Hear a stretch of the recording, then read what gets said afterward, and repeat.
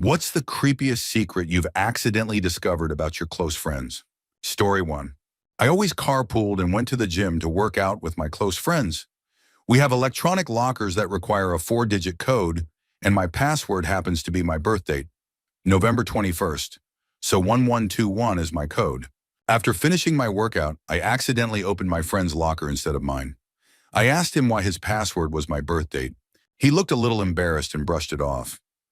Later, I went on Facebook to check if anyone else had the same birth date as me. Stephanie, my friend's high school crush, had the same birth date. My friend is now 21 years old, and as far as I know, he lost contact with her over 3 years ago. Turns out, all of his 4-digit passwords, including his ATM PIN, are the same. His crush's birth date. Story 2. A few months ago, I introduced a friend to Reddit, and something awkward happened. We were using her laptop when she went to type something in the search bar. Before she even started, a list of her previous search queries popped up. Some of the things that appeared included some very explicit searches. But the one that I believe will forever be impossible to unsee was, let's just say, something involving an orangutan in a way I never needed to know existed. We just sat there in silence for a few seconds until she quickly typed something in to cover it up. Then she turned to me, without really making eye contact, and awkwardly laughed, saying, "Whoa, what was all that?" Ha. Feeling uncomfortable, all I could say was, "I don't know. Sometimes weird stuff just pops up here."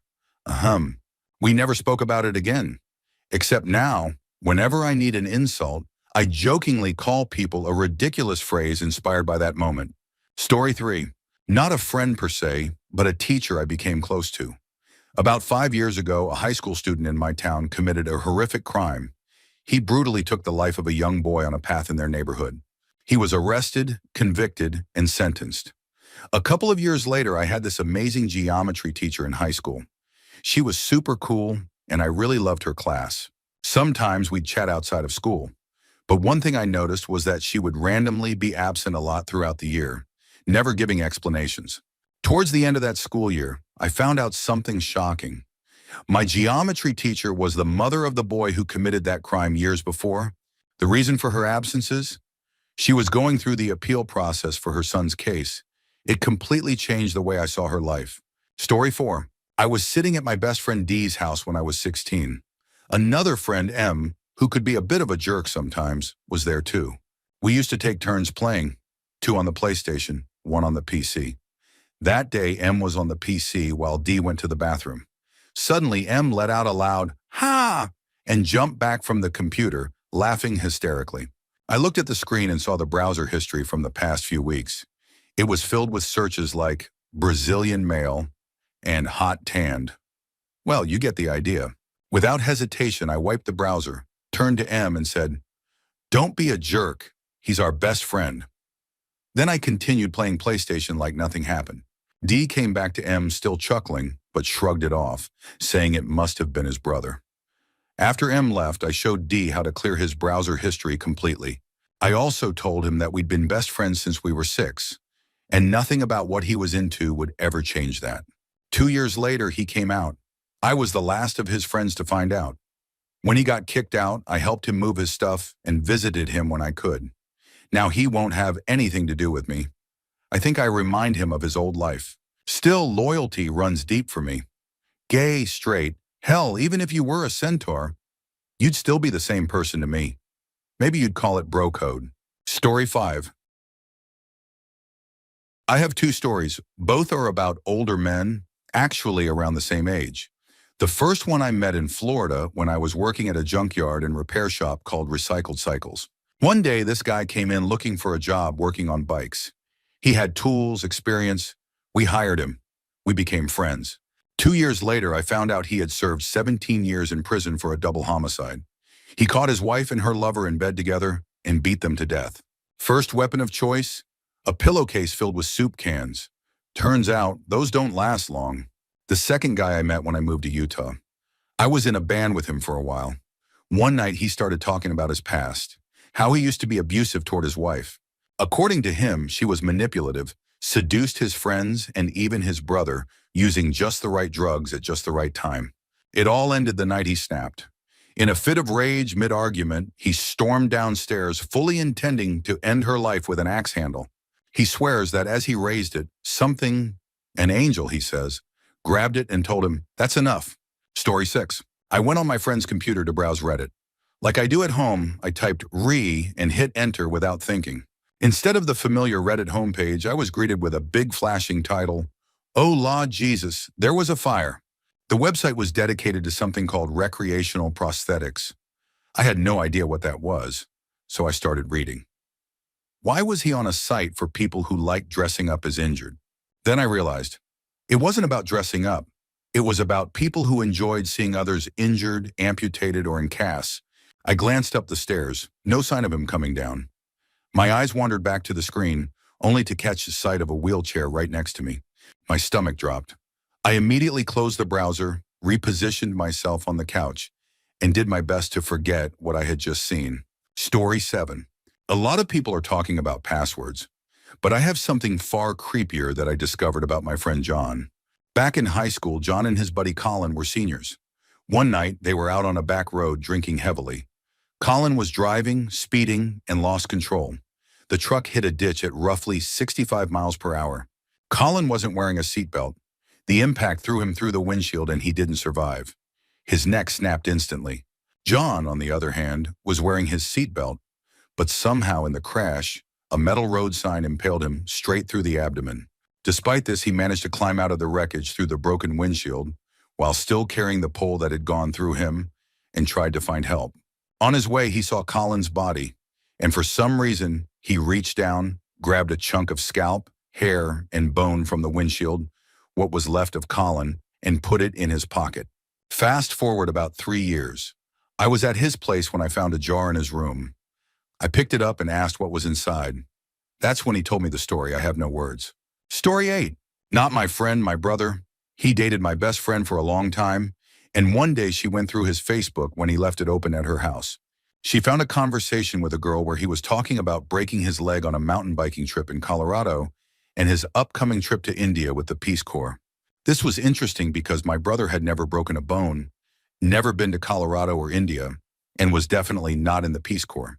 Even stranger was that the girl he was chatting with was one of his former campers. He had worked as a counselor at a summer adventure camp. So not only was he lying about everything in his life, but he was doing it to impress a 16-year-old girl while he was 20 and in a relationship.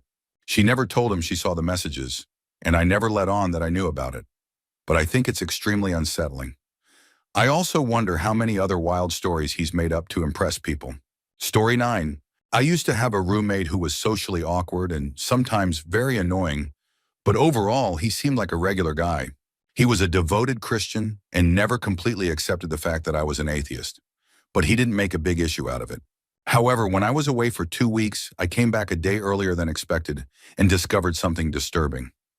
He had been sleeping in my bed the entire time and only using my desk for his work. Later, I found out why. He believed my belongings needed to be cleansed of evil spirits. It got worse. I learned that he had placed a huge cross under my mattress, sprinkled holy water on my bed, and even invited some priest friends over to pray for my soul. But that wasn't even the most unsettling part. The next morning, the police burst into our room and took him in for questioning.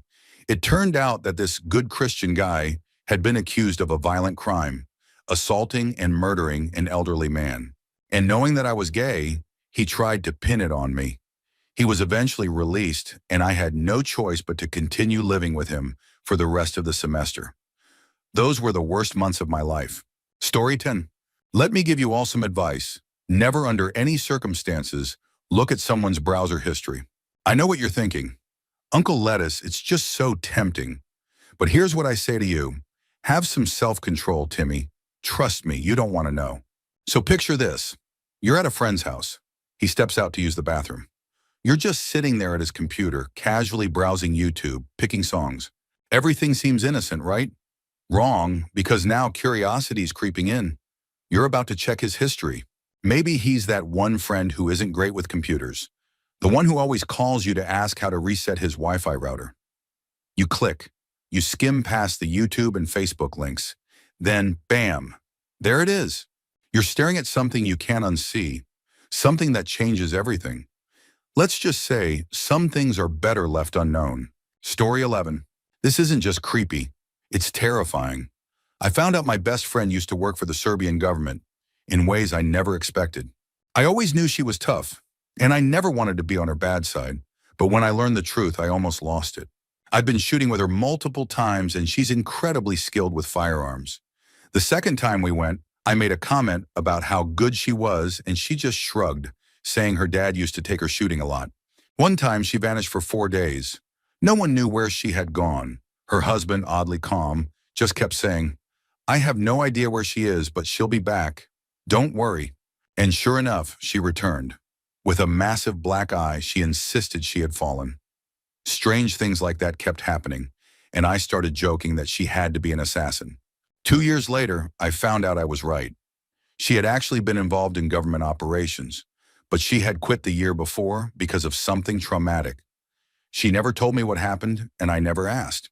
But every year on the same day, she completely shuts down. I know it's the anniversary of whatever event made her leave that life behind. She's shared a few stories with me, like how she was recruited at 17, but we don't talk about it much. I just do my best to keep her from getting too angry when we go out drinking. Story 12.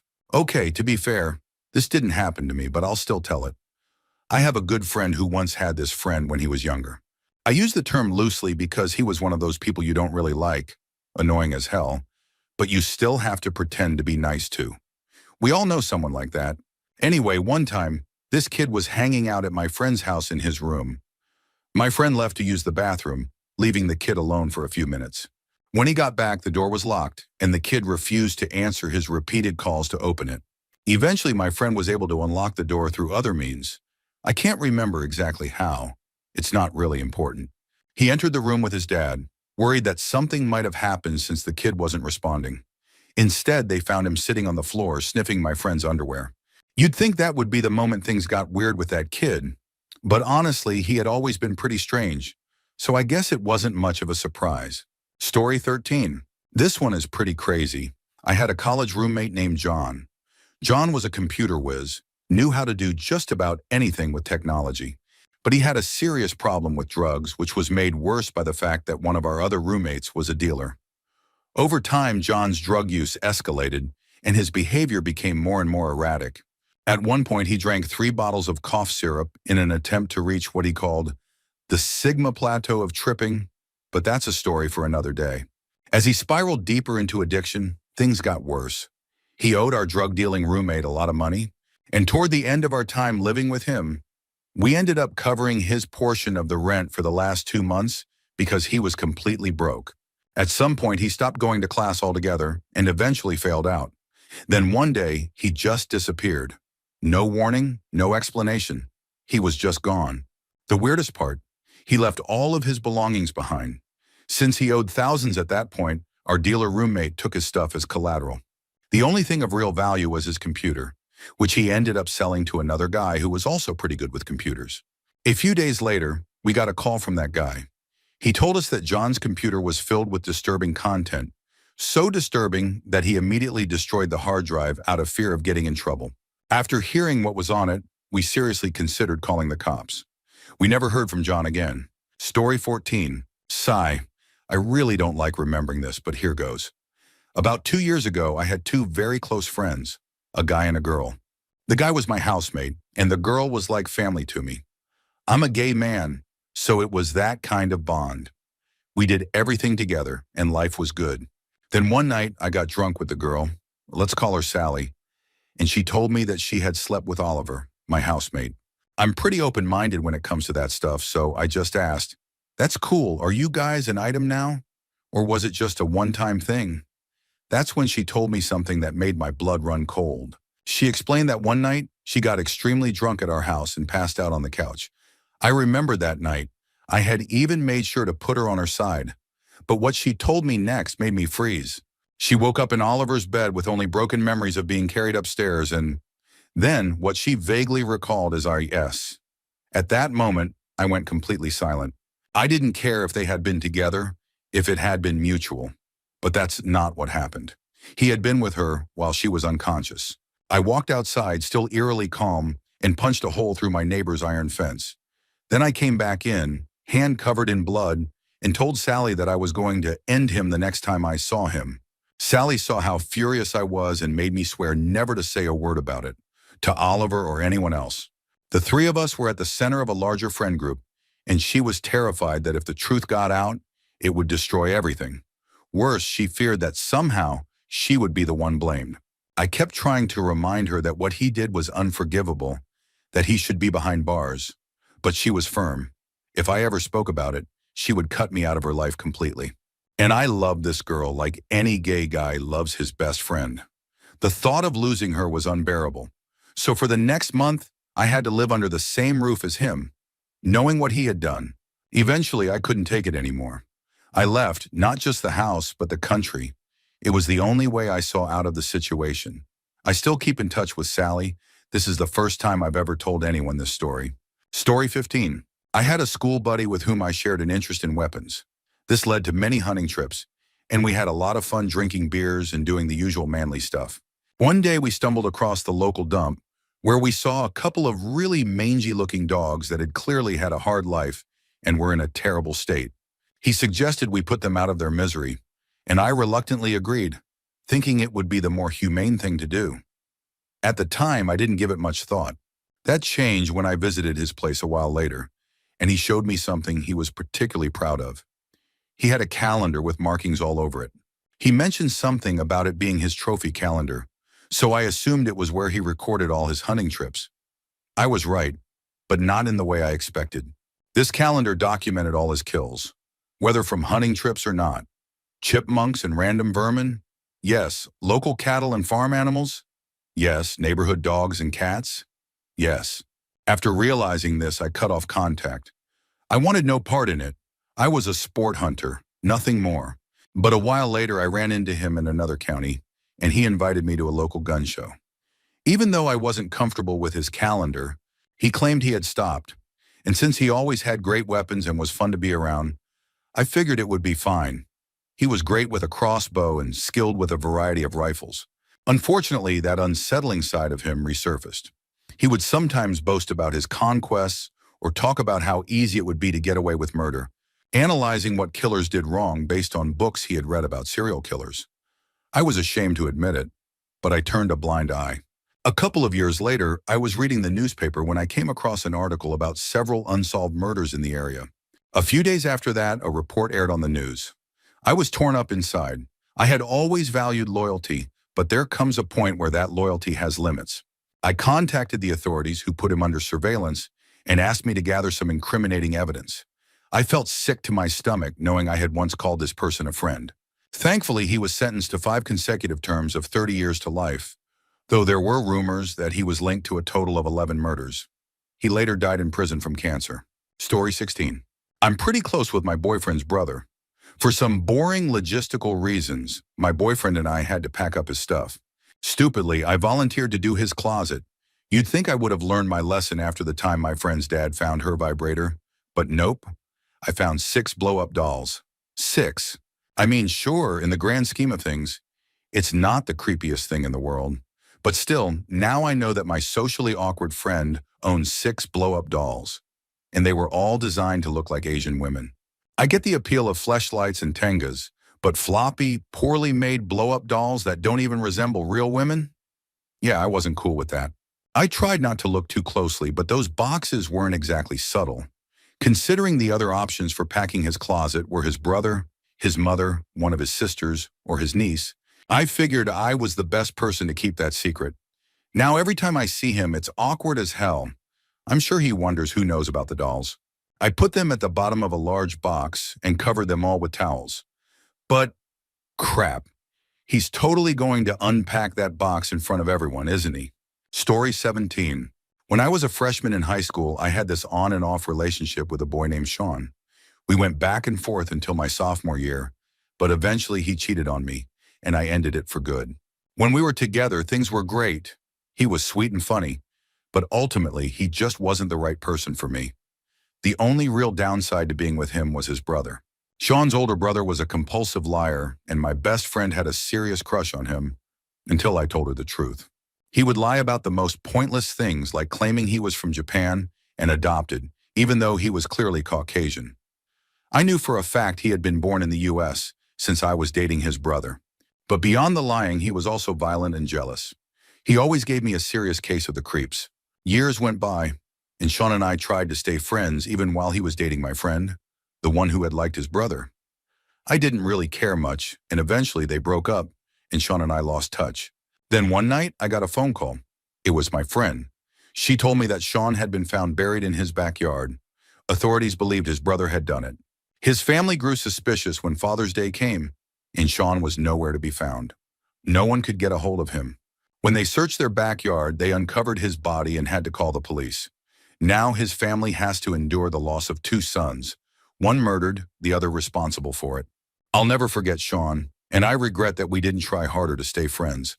But no matter how much it haunts me, I can't even begin to understand the pain and grief his family lives with every single day. That to me is the creepiest thing of all. Story 18. There was a guy I worked with, not exactly a close friend, but we were pretty cool with each other since we had worked together for over a year.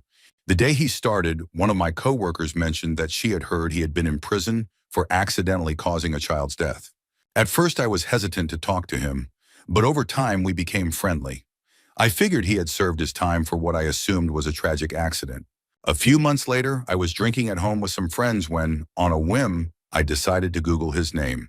It wasn't a common name, so it was easy to find information about him. That's when I learned the truth. It wasn't an accident. He had beaten and drowned a little boy who had been left in his care, all because the child had an accident in the bathtub. Instead of calling for help, he hid the body and reported the child missing 2 months later. He eventually pleaded guilty to second-degree murder and was sentenced to 13 years in prison. After serving his time, he got out and ended up working with me. It was hard being around him after that. I tried to distance myself, but he still talked to me often. Every time I saw him after learning the truth, I couldn't stop thinking about that poor child.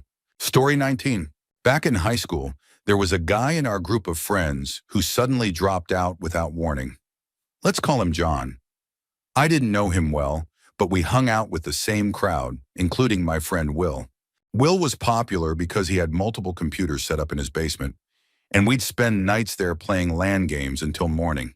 One night I announced I was heading upstairs to use the bathroom when Will called out, "No dog stuff." I must have looked confused because he laughed and said, "Wait, you don't know?" That's when he told me the real reason John had suddenly disappeared from school.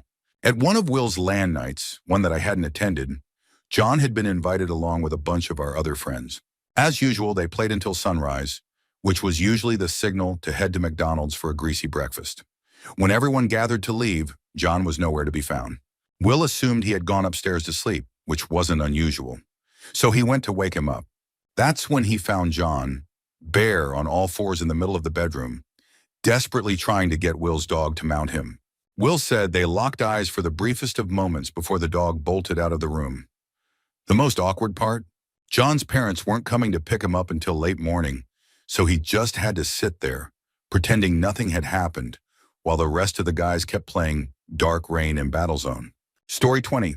Obligatory "this will get buried" comment, but I'm going to share my top 3 most disturbing experiences from a lifetime that has left me with so many mental scars you could probably play tic-tac-toe on my brain. In third place, I was fairly lonely in high school, scrawny, underdeveloped, insecure, so I didn't exactly have my pick of friends. There was this one particularly creepy guy I ended up hanging out with one summer day. We found ourselves at a children's park. We were 14, and he started insisting that I bury him in the sandpit. It seemed weird, but after a while I gave in and did it, all the while digging around bits of cat waste. Once he was buried up to his neck, he started demanding that I urinate on him. He wouldn't stop. Obviously, I refused. He got really mad, climbed to the top of a large climbing frame, relieved himself from up there, and then refused to speak to me for the rest of the day. In second place, winning silver. One day when my mom was coming off her meds, she randomly confessed to me, "You know your dad wears dresses?" She then proceeded to show me photographs of my father dressed as a woman. Apparently, he had been doing it my entire life, and I never knew.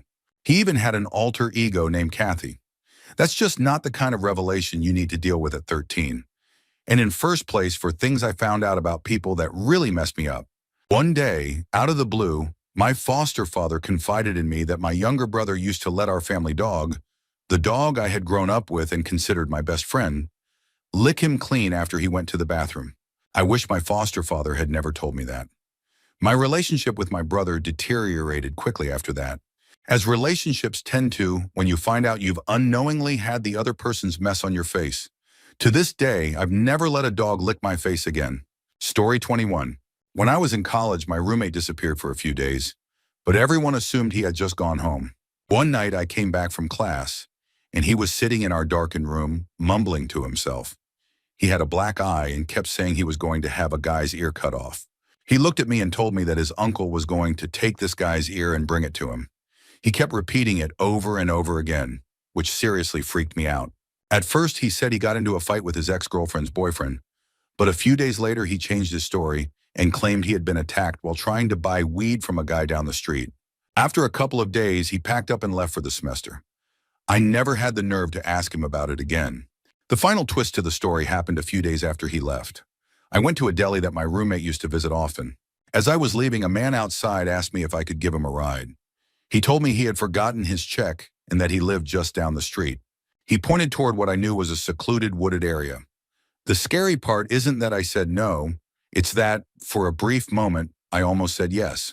As I drove away, I glanced back and saw the look on his face. There was something cold and malevolent in his eyes. I have no doubt that he intended to rob me, or worse. In fact, I'm convinced he was the same guy who had attacked my roommate and traumatized him. Looking back, I truly believe this guy was targeting college students near that deli. Thankfully, my roommate was always one of the nicest people and eventually sorted his life out. He came back to school and moved on. But to this day, I still wonder how close I came to something truly dangerous that night. Story 22. I'm pretty sure one of my friends tried to do something inappropriate to me while I was asleep. I should mention up front that I'm a guy. It was really dark, and I was staying at his place on the couch for the night. At some point, I woke up to a weird sensation on my face. Mind you, I was still groggy from just waking up, but I saw him slowly backing away. It was suspicious enough that it stuck in my mind. I'm pretty sure he was trying to do something disturbing. At the time, I felt profound confusion. I don't think I even fully made the connection until about a year later, because if I had, I probably would have gotten up and beaten the hell out of him. Instead, I just got up, washed my face, got a drink, and went back to sleep. The next morning, he wasn't acting strangely or anything, and it was business as usual. To this day, the whole thing still confuses me.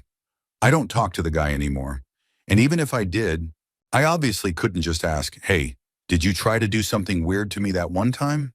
So now I'm stuck with this half memory and no closure. Story 23. I'm probably late to this, so this will likely get buried, but I have a truly unsettling one. Back in the early 2000s, I became good friends with a guy named Nick through a local street racing forum. We hung out regularly, and I ended up getting close to a bunch of his other friends as well. He always seemed like a relatively normal dude, until 2008, when he made some vague comments about possibly moving to another state to work for his uncle. 2 weeks later, he vanished. None of our mutual friends had any idea where he went, so I decided to Google his full name. The very first result was a recent news article. It turns out that Nick had just been sentenced to 7 years in federal prison for possession of illegal materials. His house, his parents' house actually, had been raided by federal agents back in 2004 as part of an investigation into an interstate crime ring. Authorities had seized his computers, but somehow he had managed to keep this a secret from all of us for years. His family must have known, but they never said a word. A couple of months after I found the article, I actually got a call from his sister. He was still being held in a local detention center, awaiting transfer to federal prison, and she was trying to get his friends to fill out paperwork so they could visit him. I politely declined. That was way too disturbing for me. Story 24. An ex-friend of mine spent years insisting he was straight, though in high school, his bedroom walls were covered in Britney Spears posters. We had a mutual friend who was somewhat attractive and had once admitted to being bisexual, though later he distanced himself from that label. Around senior prom, I casually mentioned that I wouldn't mind messing around with him if his preferences still leaned that way. It was late, we were drunk, he politely declined, I apologized for the awkwardness, and that was that. At least, that's what I thought. The three of us had originally planned a summer trip to Florida, but I later found out I had been aggressively excluded from the plans because the attractive guy didn't want anything to do with me after my admission. That sucked, and I was hurt, but I moved on. After all, I figured I'd never see him again once college started. Meanwhile, the guy with the Spears posters had apparently been doing some soul-searching. Turns out he did like guys after all. I found him on a dating site years later, though to my knowledge, he's still not out. I never reached out to him, especially after what I found out next. He and the attractive guy started hanging out more and more, though strictly as friends, since the latter had grown increasingly homophobic over the years. One night, while they were sharing a bed, the Spears guy decided to explore his sleeping friend. He leaned over and got handsy, ultimately reaching into his underwear and touching him while he slept. The only reason nothing worse happened was because of a very common biological reaction.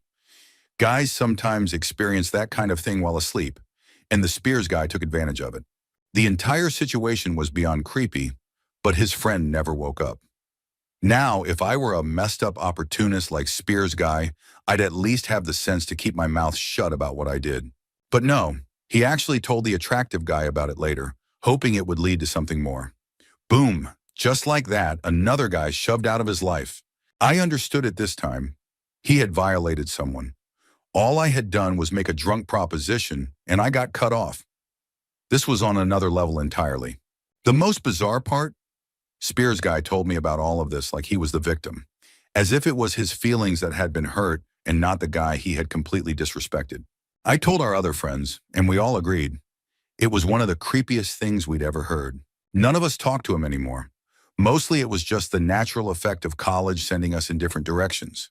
But even now, whenever we do get together, we always spend at least 5 minutes laughing about that time one of our old friends violated someone and somehow thought he was the one who had been wronged. Story 25. My best friend in high school lived near the school, so we used to sneak out and eat lunch at his house about 3 times a week. His sister was 2 years older and in college. Depending on her class schedule, she was around a lot, and we would flirt relentlessly. She was attractive, and I knew she had dated some older guys I was familiar with. She and my friend were very close. Their parents were almost never home. The summer after we graduated, I spent a lot of time at their house. She knew I was on a desperate mission to lose my virginity. One day I dropped by looking for my friend, and she answered the door. "He's not here. Come on in," she said. About an hour later, we had gone from flirting to having S on the couch in their rec room. It was great, it lasted a while, and just as I finished, I heard a noise. I turned my head and saw my best friend standing in the opposite corner of the room, pants unzipped, hand inside them. I panicked, but she remained completely calm. "No, it's okay. Don't worry about it. We're really close," she said. And in that moment, it all clicked. It was obvious once I thought about it. They had been sleeping together. I never found out whether he had been there the whole time or if he had walked in and surprised us. I suspect the latter. The part that disturbed me most wasn't the incest. It was the fact that she was completely fine with him watching. It freaked me out for a while, but I eventually moved past it. Clearly, it didn't bother me too much because I kept hooking up with her for the next 6 months after my friend left for college. Now she lives far away, and we haven't seen each other in years, but we still keep in touch through Facebook. Story 26. I had a friend, let's call him Brian. Brian was my neighbor across the street, and I would go over all the time to babysit his younger brothers and hang out with him. I was such a regular at his house that I didn't even have to knock. I spent the night there multiple times, and we were as close as friends could get. One day he came over and installed a keylogger on my parents' computer so I could get the password for the internet. My parents were pretty strict about it. Well, my parents found it. They told his parents, who then searched his computer for any malicious programs. What they found was horrifying, a massive collection of child pornography. It freaked me out. This was my best friend. There was no way he could be that kind of person. But he was, not only that, but he had a bizarre fetish. He liked to wear diapers and pretend he was a baby. When my mom told me about it, I nearly vomited. Needless to say, we didn't hang out anymore after that. I never even told him why. His parents were supposed to report him to the police and get him help, but they never did. That put my family in a tough spot because my little sister was only a few years old at the time. We moved away because of it. Story 27. I only found this out yesterday, so the timing is perfect. A group of friends all work at the same company. Most of them have been friends since school. Two of them, who are particularly close, are the ones in charge. Let's call them Tom and Dave. Obviously not their real names. Tom is gay. You might see where this is going. One Christmas, they all went to the pub for drinks. At some point, the group decided to get Dave ridiculously drunk by spiking his drinks. Not with anything dangerous, just extra shots in every glass. By the end of the night, they were too intoxicated to drive home, but they had a company van parked outside. Since they used it to drive between universities for work, they figured they could just sleep in the back of it. Sometime in the middle of the night, Dave woke up to find Tom's hand down his pants. But what made it worse was that, because it was freezing that time of year, Tom had put on a Santa Claus costume that was lying around in the van to keep warm. So Dave basically woke up to find himself being groped by Santa Claus. They don't really talk anymore, though they still work at the same company. Tom's excuse? He had never seen an erect, uncircumcised banana before and was curious. Story 28. My best friend lives with his grandpa. The basement was strictly off limits from 5 to 7 p.m. on weekdays and all day on Saturdays. I never really questioned it. In high school, he almost always had the house to himself because his grandparents were off in Vegas, Atlantic City, or anywhere with casinos. About 3 years ago, we were playing GTA 4 and wanted to look up cheat codes. The upstairs laptop was broken, so we decided to use his grandpa's computer in the basement. That's when we saw them. Sheets of paper scattered everywhere, filled with names, dollar amounts, and red and black ink marking winners and losers. Most of the numbers were in the $5,000 to $10,000 range. Turns out his grandpa is a high-level bookie with connections all over the country, rich businessmen, casino figures, and some shady characters. When his grandpa came home, he noticed that his papers weren't in order and asked if we had been in the basement. We admitted it. Surprisingly, he wasn't mad. Instead, he asked if I really knew as much about football as his grandson had told him. I proved that I did. From that point on, he made me his personal assistant and taught me everything he knew. As of last year, he now places bets through me whenever he wants to gamble. He trusts no one else's advice but mine. It's terrifying knowing that someone else is letting me bet their money with no limits, especially when I'm only 22. Story 29. As a teenager, I used to go to LAN parties with a tight-knit group of friends. This was back when internet speeds weren't great, before cable and DSL became mainstream. Torrents were still in their infancy, and I only had a 56K connection at home. At these LAN parties, we would set our computers to share files. Since we were swapping pirated games and, let's be honest, porn, we had to allow full access to all our files. There were constant bugs when trying to specify specific folders, so we just left everything open. One guy had a shared porn folder filled with what you'd expect. Pretty standard stuff. But when I dug deeper into his files, I found his real porn folder. It had some seriously kinky, out there stuff. What made it weirder? His tastes were almost identical to mine. Story 30. This happened back in high school. He wasn't a close friend, just a new guy at our school. He had transferred in about a week earlier, was in my grade, we were juniors, and had joined the football team. He seemed like a chill guy, maybe a little weird, but nice enough. That first Saturday of the school year, my friend threw a huge party and he came. A new girl passed out and the two of us stayed with her to make sure she was okay. I was really drunk and in my usual joking way said something like, "Don't be creepy, man. Don't try anything weird." He spent the whole night by her side taking care of her while she puked and passed in and out of consciousness. I was honestly impressed. The next day I told everyone he was a good guy for looking out for her. Then my friend pulled me aside and told me the truth. At some point in the night, he had actually tried to assault her. Someone walked in just in time and stopped him before anything happened. I never talked to him again, and he was never invited to anything we did after that. Story 31. Many years ago, I was a security guard for a small, low-budget security company doing patrol routes in the East End of Ottawa. I made friends with another guard. Let's just call him Mr. Parrish. We became good friends and spent many hours over 6 months sitting in a Tim Hortons, chatting about all sorts of things, including his girlfriend, whom he always bragged about. He also had grand stories about his past, offshore money, former accounting jobs, things that seemed a bit sketchy for someone working as a security guard. At one point, he even did my taxes, and I ended up getting a great return. Eventually, I left the company and we lost touch. The following year, when tax season came around, I tried to get in touch with him again, but couldn't track him down at all. Then out of nowhere, I got a call from his lawyer, telling me that Mr. Parrish was in prison and wanted to call me, collect.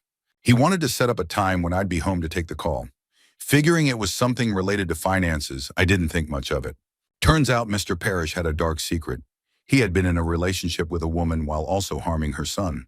When word got out and the mother was about to expose him, he decided to scare her into silence by setting her house on fire.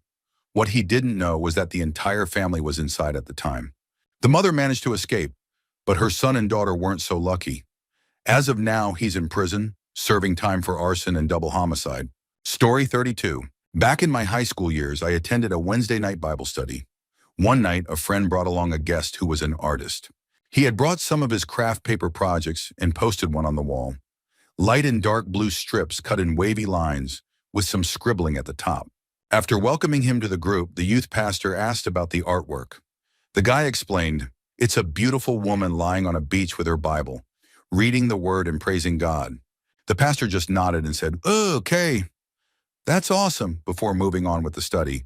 He attended a few more meetings, and then we never saw him again. Some time passed, and I asked one of the girls from the group what had happened to him. She told me he had gone to prison, not long after he started attending our church, for beating his parents to death. Story 33. My friend had a small safe in his bedroom. I never thought much of it. One time I asked him what was inside, and he just shrugged it off, saying it held his birth certificate, personal documents, and other important papers. End of story. Fast forward 2 or 3 years. I was over at his house for the weekend. While he was outside helping his dad with one of the vehicles, I was sitting in his room alone. At one point, I accidentally bumped into the entertainment center where the safe was placed. The door slowly creaked open. I realized it hadn't been fully shut. Curiosity got the best of me, so I opened it all the way. Inside were about 3 Ziploc bags filled with a thick, cloudy substance. One of the bags was nearly full, and unfortunately, I knew exactly what it was. I will never forget it, though I tried. I tried desperately to erase it from my memory. My friend and I eventually drifted apart during the later years of high school. It's bittersweet, but honestly, the whole collection thing was a little much. Story 34. I thought this story was going to be more scandalous than it was. Anyway, I had a good friend, Joe. I'd known him for about 2 or 3 years, and he seemed like a pretty chill guy. One night, his roommate, Dave, who was also a friend, told me about a party they had thrown. At the end of the night, everyone had gone home, except for one girl who had blacked out on the couch.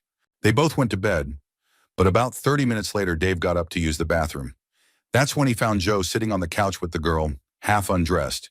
He had no pants on and was touching her. Dave told me that Joe tried to convince him to join in, but he refused and walked away. That story freaked me out. I did some checking to see if it was really true, and turns out it was. Pretty much the whole town knew about it. Story 35. Not really a friend, but a coworker. He seemed like a chill, down-to-earth guy. We'd chat during downtime, nothing too deep, just casual conversations. One time we got to talking about school, and he mentioned that he had once considered going to med school but didn't think he'd be able to get a license. I asked why, and he hesitated before saying he was a convicted felon. He didn't want to talk about it, so I let it go. Later, I started noticing that he always carried a bulky-looking black plastic box with a digital display on it. It showed his name. I thought about it for a long time, and one night, out of pure curiosity, I went to check the online registry for offenders. Sure enough, he was listed there. It didn't necessarily change my opinion of him. I didn't know the details, and for all I knew, he could have just been another victim of the system. Then again, maybe I was the weird one for even looking into it. Story 36. I just realized I have something pretty recent to add to this thread. One of my best friends from high school, this is my first year of college now, and I went on a couple of camping trips together and climbed at the local rock climbing gym. While we were hanging out, I started noticing the way he looked at me, similar to how some girls in high school had looked at me. I didn't put much thought into it. Over the summer, whenever we went camping or hiking, he would take every opportunity to joke about me taking off my clothes. Going swimming? Naked swimming would be best swimming. Changing? You wouldn't want me to leave, would you? I always declined and avoided the situation, not wanting to cause a confrontation because, honestly, How do you even bring up something like that with a friend? Anyway, we went on a camping trip with two other guys. After a long night of discussing deep, philosophical stuff about the universe, I lay on my back, getting ready to go to sleep. That's when I felt something. Someone was touching me. I wasn't sure if he thought I was asleep or not, but I immediately sat up and looked at him. He didn't stop until I finally said something like, "Bro, what the hell?" He just paused, his hand still hovering over me, and said, "Oh, what is that?" After that, I avoided hanging out with him for the rest of the summer. Honestly, I didn't even care that it happened. As long as he stopped, whatever. Story 37. Not exactly a close friend, but back when I was in university, I shared a house with some guys I worked with at a supermarket. One of them was a Latvian guy who worked as a cleaner. One day while we were messing around in a little stone, we got curious and decided to check out what kind of weird stuff he had on his computer. I managed to get in, and what we found was beyond disturbing, an entire stash of highly illegal material. Stuff that I will never be able to erase from my mind. We reported him to the police, and all they did was deport him. I also had another friend, well, I thought he was a friend, who around this time last year was arrested for a violent crime.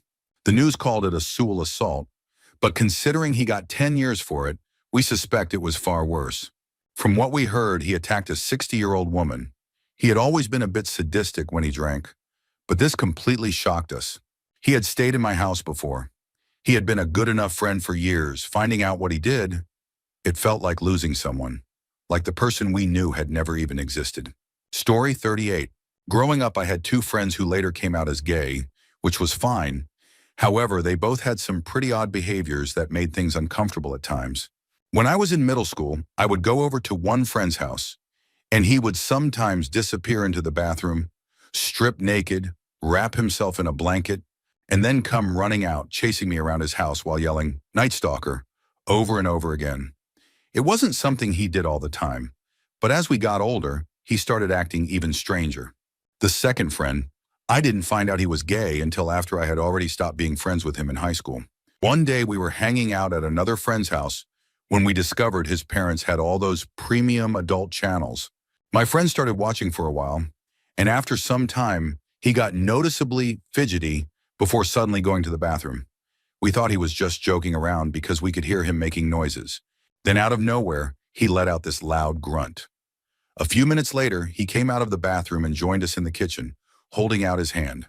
At first, we didn't understand, but then we realized what he was showing us. He thought it was funny, alternating between pointing it at me and our other friend while giggling. That was the last time I hung out with him. Story 39. Posting this on a throwaway, every few years I Google old friends just to see what they're up to. Most of the time, I don't find much. Maybe a Twitter profile or a product review. But about a year ago, I came across a friend's name in a newspaper article from his hometown. He had been arrested on suspicion of trying to lure children on their way home from school. At first, I thought maybe it was some misunderstanding, until I read that he had been wearing a mask. That's when everything started to click. There were always strange things about him that we brushed off. For some reason, he always liked having kids sit on his lap while he told stories. We never thought much of it. He was just a big kid himself. Then there were the times he accidentally walked into rooms where kids were changing. At the time, we thought he was just being careless. Now, I'm not so sure. Maybe I'm reading too much into it.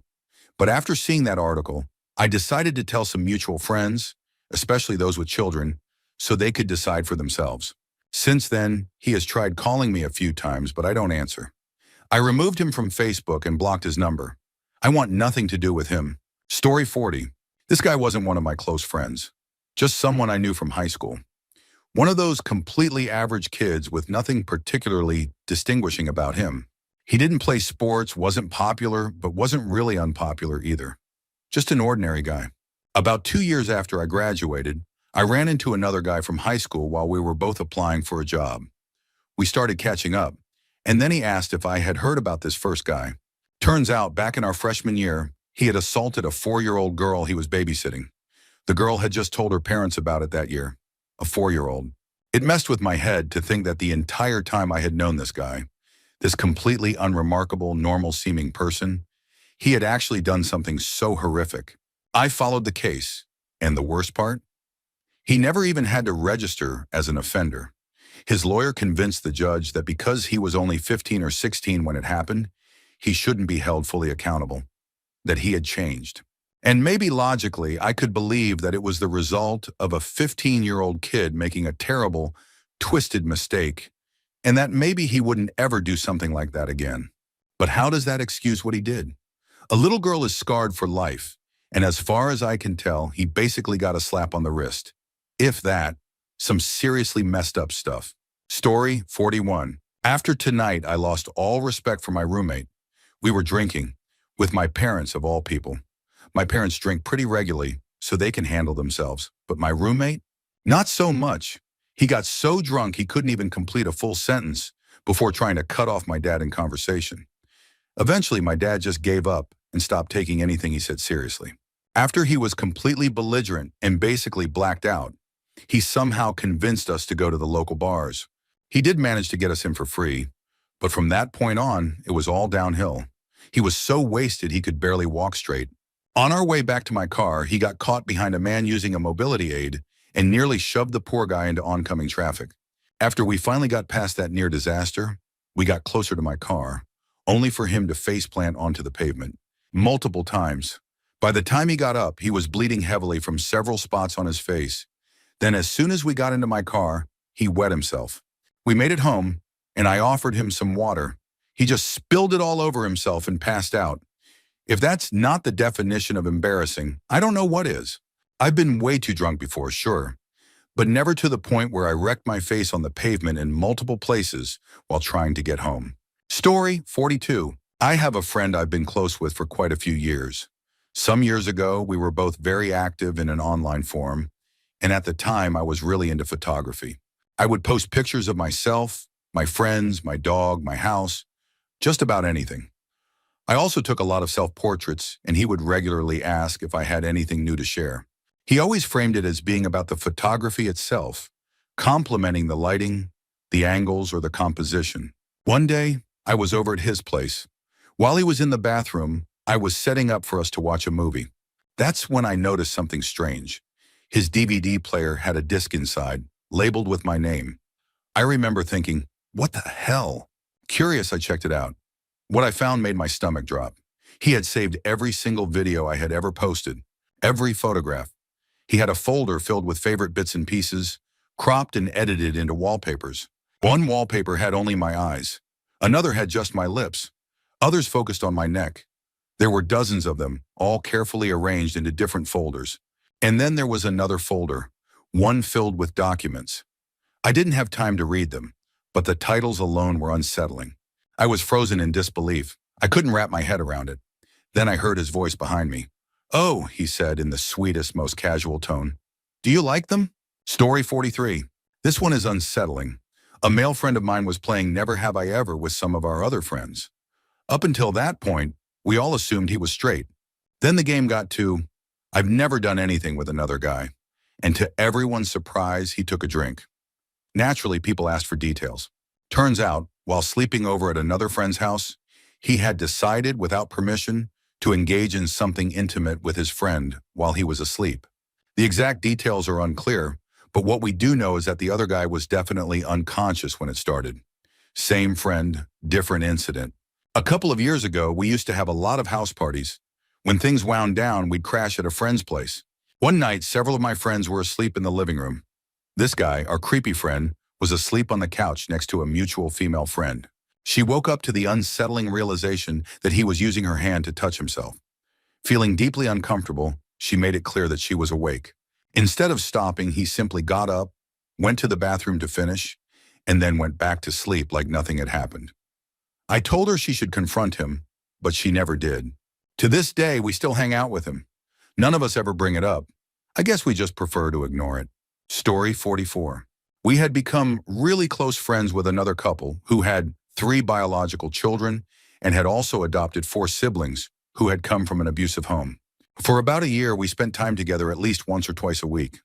Over time, however, the wife started to become condescending toward me.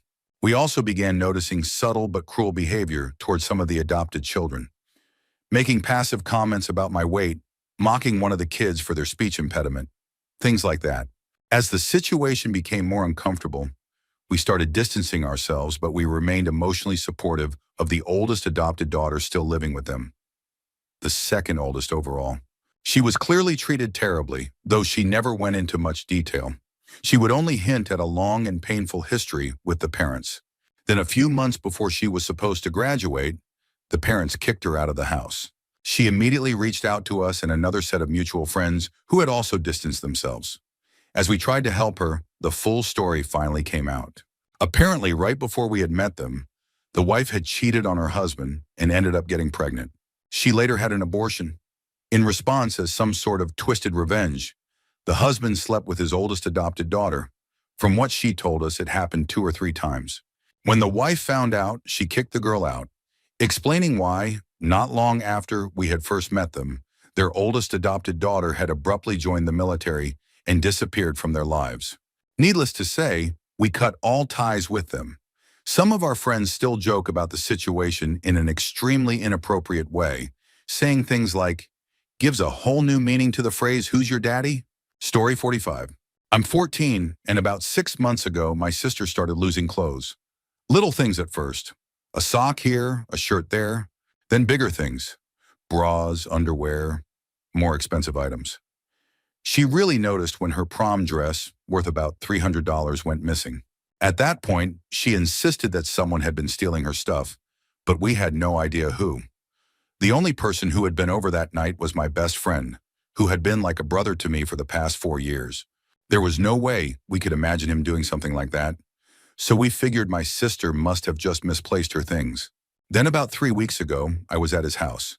He went upstairs to grab a snack, and while he was gone, I started looking around his room, thinking maybe I could help clear up the whole mystery once and for all. That's when I found it. Behind a picture frame, stuffed into the wall, were at least 10 pairs of girls' underwear and several shirts.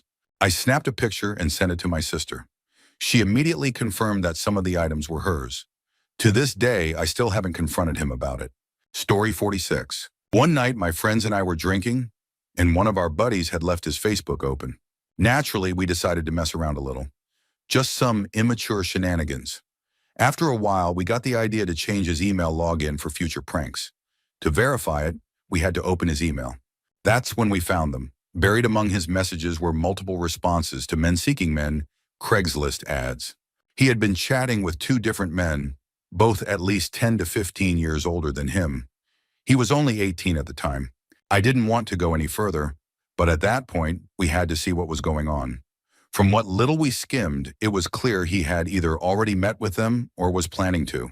Feeling uneasy, we copied down their emails and did some digging. In no time, we found their Facebook profiles. One of them was an older man of South Asian descent who seemed off. The other had a private profile, but his profile picture alone said enough. Mid-30s, hairy, wearing a half-button Hawaiian shirt, looking way too eager. To this day, my friend and I have never spoken a word about it, to him or anyone else. Yes, I know it was intrusive, and I felt guilty about seeing it, but after those subject lines popped up, I couldn't help but look. I fully respect privacy and people's personal lives, so I'll never bring it up to him. That's his business to keep.